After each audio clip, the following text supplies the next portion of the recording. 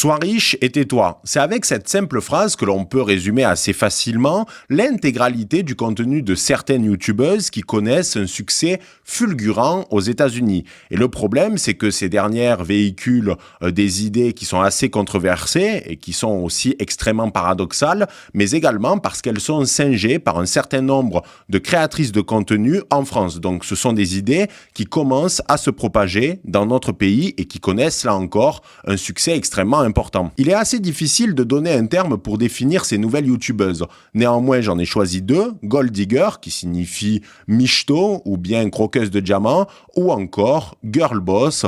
Ce sont des femmes qui se focalisent avant tout sur leur carrière dans une logique individualiste. Et aux États-Unis, ces youtubeuses connaissent un énorme succès, cumulant parfois plusieurs millions de vues. Il est possible d'en citer plusieurs, comme par exemple The Wizardlies, Shera Seven ou encore Margarita Nazarenko. Et ce qui est assez fascinant, c'est que ces youtubeuses connaissent un énorme succès, alors que pourtant il n'y a pas un énorme travail sur leurs vidéos. Il n'y a pas de montage épileptique, il n'y a pas non plus de miniatures, et souvent elles tournent à la webcam dans leur chambre avec un plan fixe. Mais surtout, elles ont un ton extrêmement provocateur, méprisant, voire même parfois misandre envers les hommes. Ainsi, dans cette vidéo, je vais analyser ce nouveau phénomène, soulever ses paradoxes et apporter un certain nombre de critiques. Mais avant de rentrer dans le vif du sujet, je vous invite à vous procurer le dernier numéro du magazine Frontier, dans lequel j'ai eu la chance de participer, puisque je me suis rendu 2 semaines en Argentine et j'ai écrit un article à ce sujet, en attendant la sortie du documentaire le mois prochain. Et comme vous le savez, pour certains peut-être, c'est un magazine qui a provoqué beaucoup de polémiques. La France Insoumise n'était pas vraiment ravie. Ils ont même organisé une manifestation à l'Assemblée nationale contre nous, ce qui a engendré l'exfiltration de plusieurs de nos journalistes. Et malheureusement, il est en rupture de stock en kiosque, mais vous pouvez quand même vous le procurer sur le site internet. Et je pense que dans les prochains jours, ça sera de nouveau disponible en kiosque. Donc n'hésitez pas à vous le procurer. C'est un moyen de soutenir le média Frontier et de me soutenir également. Maintenant, on peut rentrer dans le vif du sujet. Alors, pour cette vidéo, j'ai décidé surtout de me focaliser sur The Wizardlies. Pourquoi ? Parce que c'est la personnalité qui est objectivement la plus intéressante, c'est celle qui dit également le plus de dingueries en quelque sorte, et qui est la plus populaire. Et c'est elle qui a notamment influencé un certain nombre de créatrices de contenu en France, mais également à l'étranger. On peut considérer assez aisément que c'est la pionnière de ce nouveau phénomène. Tout d'abord, quand on regarde les vidéos de The Wizardlies, parce que oui, j'ai dû en regarder pour faire cette vidéo, on se rend compte qu'il y a un individualisme qui est poussé à outrance. En fait, son objectif, c'est quoi ? C'est d'inoculer dans l'esprit des femmes qui la regardent le fait que ces dernières doivent penser exclusivement à elles en toute occasion, c'est-à-dire qu'elles doivent se focus exclusivement sur leur carrière, leur physique et le fait de gagner beaucoup d'argent pour atteindre une indépendance à la fois financière et émotionnelle, parce qu'il y a une dimension stoïque dans les idées qui sont développées par The Wizardlies. Elles doivent être en quelque sorte détachées du reste de la société et des autres relations qu'elles peuvent entretenir, notamment d'un point de vue amical ou bien amoureux. Et elles insistent particulièrement sur le fait de level up, c'est-à-dire d'augmenter dans la hiérarchie sociale, notamment d'un point de vue physique, vestimentaire ou bien même financier. Donc elles doivent exclusivement se focaliser sur elles-mêmes pour être les meilleures versions qu'elles pourraient être en fait, que ce soit des femmes indépendantes, fortes et accomplies. Et jusque-là, c'est pas vraiment un problème dans la mesure où c'est ce que l'on retrouve dans le développement personnel, notamment chez les hommes. Donc oui, il y a une dimension individualiste, mais le problème, c'est que chez The Wizardlies, ça en devient narcissique. C'est-à-dire qu'il y a une dimension narcissique dans cette mise en avant constante de sa propre personne, parce qu'en fait, il y a une dimension de mépris envers les gens qui les entourent, c'est-à-dire leurs partenaires de vie, mais également les autres personnes qui composent la société. Mais je reviendrai un petit peu plus loin sur cette idée. En somme, elles doivent devenir des girl boss, elles n'ont besoin de personne, elles ne peuvent compter que sur elles-mêmes et elles ne doivent avoir confiance qu'en elles-mêmes et développer un amour-propre extrêmement fort, ce qui tombe là encore dans du narcissisme. Dans les vidéos de The Wizardlies, il y a une théorie qui revient extrêmement souvent et qui commence d'ailleurs à se propager en France. C'est la théorie du Black Cat, c'est-à-dire que les femmes qui l'écoutent doivent devenir des chats noirs.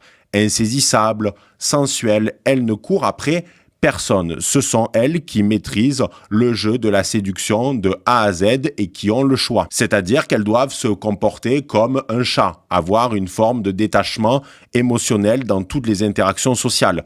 Vous le savez, si vous avez un chat, j'en ai un, il est particulièrement agaçant parce que c'est pas comme un chien qui est extrêmement attaché à son maître et qui pourrait se prendre une balle pour lui. Ben là, c'est exactement la même chose. Ce sont elles qui sont les reines du jeu de la séduction et elles font absolument ce qu'elles veulent. Elles ont toutes les cartes en main et elles doivent être extrêmement désirables. Et c'est pour ça qu'elles doivent monter dans la hiérarchie sociale, notamment d'un point de vue physique, vestimentaire, financier, etc., etc. Et en parallèle, si les femmes sont des black cats, il faut qu'il y ait un autre rôle, il faut qu'il y ait un autre archétype. Et c'est celui du Golden Retriever. Le Golden Retriever, c'est un gentil chien qui est un peu pot de colle et qui ferait tout pour son maître et qui va surtout courir après lui. C'est-à-dire que vous lui jetez la balle, il revient de suite à la minute. Et bien là, c'est exactement pareil. C'est-à-dire que leur partenaire de vie, leur amoureux tout simplement, si on peut appeler ça comme ça parce qu'on va voir que c'est pas très clair, ils doivent être totalement dévoués à la black cat, c'est-à-dire qu'ils doivent tout faire pour elle, sans discuter. Pourquoi ? Parce que le simple fait qu'elle décide de se mettre avec un homme en particulier, c'est déjà un énorme privilège. C'est trop d'honneur. Donc en fait, ces femmes assument totalement le fait qu'il y a un déséquilibre dans la relation sentimentale. Mais pour elles,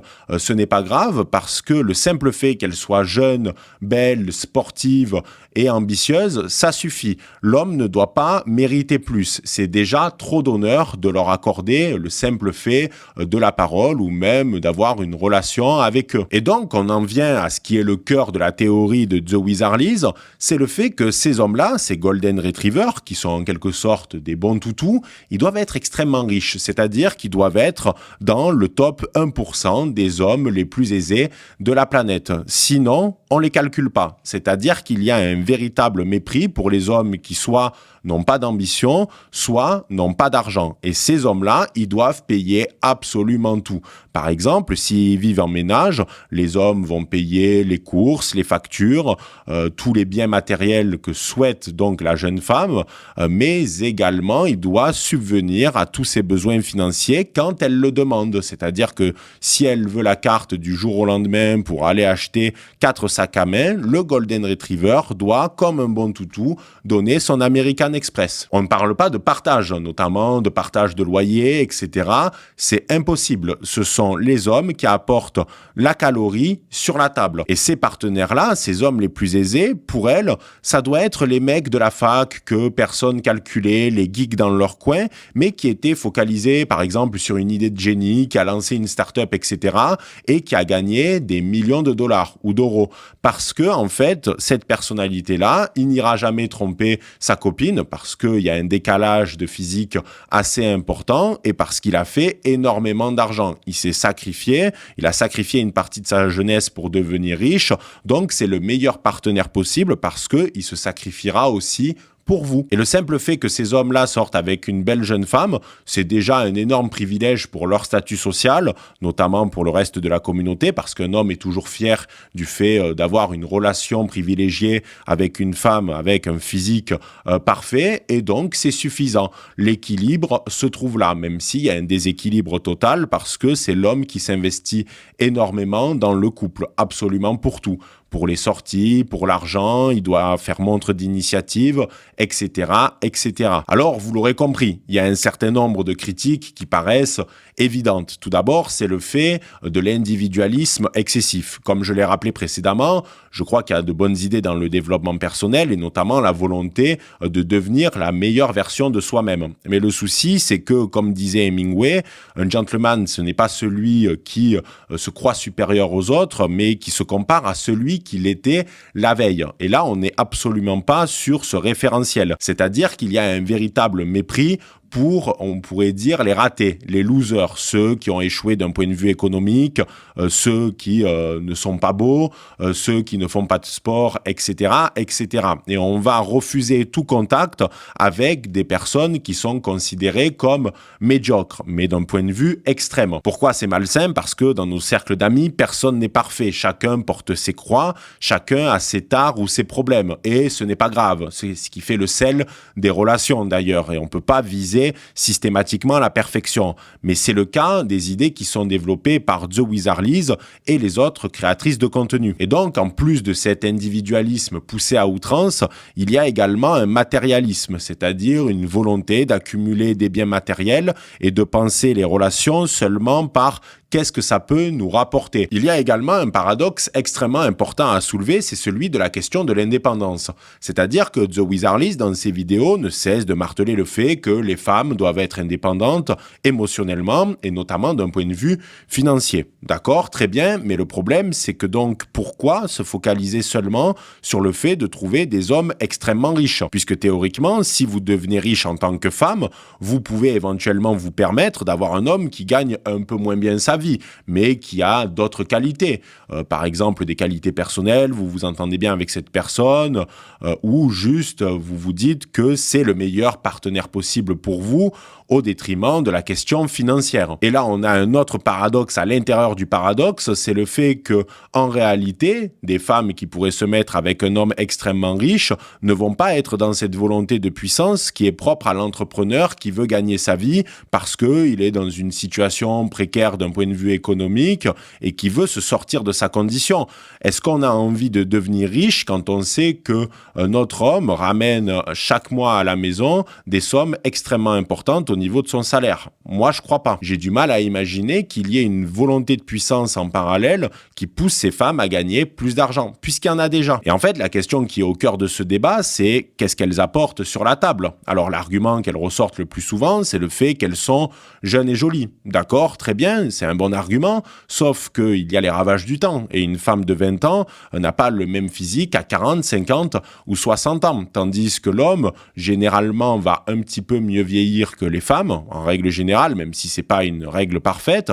Et surtout, s'il a de l'argent, théoriquement, il va devenir de plus en plus puissant avec le temps. Il va accumuler des richesses d'autant plus importantes. Et un homme extrêmement riche, est-ce qu'il irait perdre son temps avec une femme qui est exclusivement là pour son argent? Lui aussi, il a le choix. Elles ont tendance à considérer que les hommes qui ont de l'argent sont presque pris à la gorge comme les autres. C'est faux. Eux, ils ont un choix extrêmement large. En réalité, ils peuvent se mettre avec à peu près qui le souhaitent, surtout si en plus de cela, ils sont assez beaux. Et donc en fait, un millionnaire qui est à la fois beau et riche, c'est ce qu'elles veulent, eh bien au final, il va essayer de trouver le meilleur parti possible, c'est-à-dire une femme qui soit aimante, qui soit à l'écoute, qui soit là, qui apporte quelque chose sur la table, qui ne soit peut-être pas de l'ordre financier, mais plutôt émotionnel, et il n'irait pas forcément se mettre avec une michetonneuse. Ou alors, s'il le fait, ce sera pendant quelques mois, et il finira par la bazarder pour une autre. C'est exactement le théorème DiCaprio.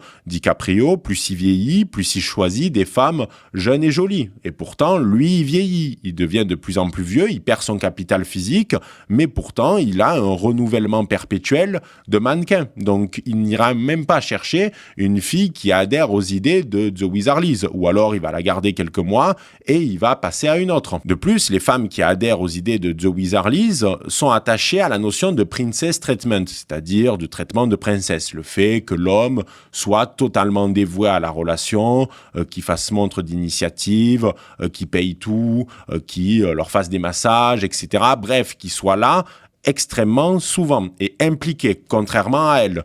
Mais le problème, c'est que les hommes les plus riches, qui ont notamment des business assez importants, ils se focalisent avant tout sur leur carrière. Le problème des idées de The Wizardlies, au-delà du fait qu'elles soient assez misandres et méprisantes, c'est le fait qu'elles ne sont absolument pas réalistes. Elle fait des vidéos qui cumulent des millions de vues, elle doit influencer des centaines de milliers de jeunes femmes autour de la planète, mais ces jeunes femmes n'ont pas toutes le physique de The Wizardlies, qui est un physique de mannequin. C'est-à-dire que toutes les femmes n'ont pas le physique de Sharon Stone, et en fait, qu'est-ce qu'elles apportent sur la table? Parce que si elles n'ont pas d'intellect, de culture, de discussion, qu'elles s'intéressent à rien, qu'elles n'ont pas le physique qui va avec, et qu'elles veulent pas s'impliquer dans la vie de couple, elles risquent d'être extrêmement déçues. Parce que les hommes en parallèle ne voudront pas se mettre avec des femmes si peu impliquées, et surtout qui ont des standards beaucoup trop élevés par rapport à la réalité de leur physique, physique et même par rapport à ce qu'elle représente. Et le souci, c'est qu'en véhiculant ce genre de conneries, elle va frustrer un certain nombre de femmes qui vont croire ses paroles comme si c'était l'évangile, qui vont penser que c'est de l'ordre du possible et qui vont tomber de haut. Et ce qui est assez fascinant, c'est que quand j'ai réalisé mes recherches pour faire cette vidéo, au final, je suis tombé sur très peu de critiques par rapport aux idées développées par The Wizardlies ou les autres youtubeuses, alors que pourtant, de l'autre côté du miroir, ceux que l'on appelle les masculinistes sont fréquemment pointés du doigt et abondamment critiqués. Mais vu qu'elles prônent le girl boss, la sororité, etc., c'est un discours qui est présenté d'une manière plutôt positive, alors que pourtant il est extrêmement dangereux et il commence à se développer en France. Voilà les barons, j'espère que cette vidéo vous aura plu, n'hésitez pas à commenter, aimer et à partager, et on se dit à très vite pour une prochaine vidéo. C'était le Doc, ciao les barons.